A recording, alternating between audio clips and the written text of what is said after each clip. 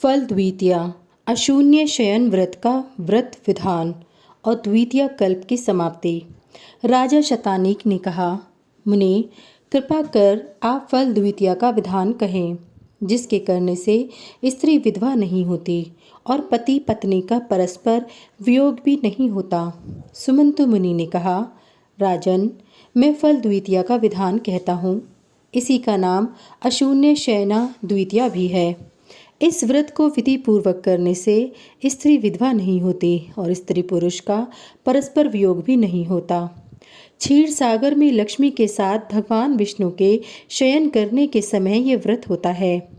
श्रावण मास के कृष्ण पक्ष की द्वितीया के दिन लक्ष्मी के साथ श्री वत्सधारी भगवान श्री विष्णु का पूजन कर हाथ जोड़कर प्रार्थना करनी चाहिए।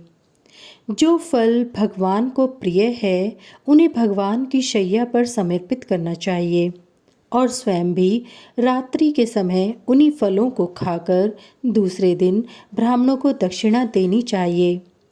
राजा शतानीक ने पूछा, महामुने, भगवान विष्णु को कौन से फल प्रिय हैं, आप उन्हें बताएं। दूसरे दिन ब्राह्मणों को क्या दान देना चाहिए उसे भी कहें। सुमंतु मुनि बोले, राजन, उस ऋतु में जो भी फल हो और पके हों उन्हीं को भगवान विष्णु के लिए समर्पित करना चाहिए।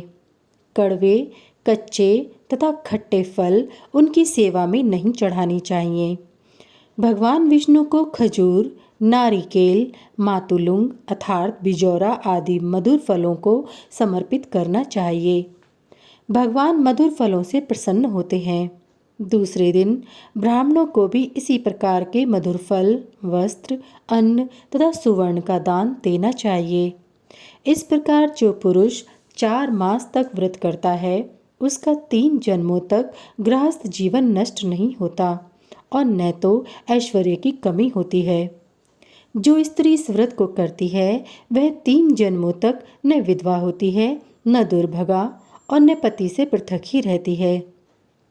इस व्रत के दिन अश्विनी कुमारों की भी पूजा करनी चाहिए। राजन, इस प्रकार मैंने द्वितीय कल्प का वर्णन किया है।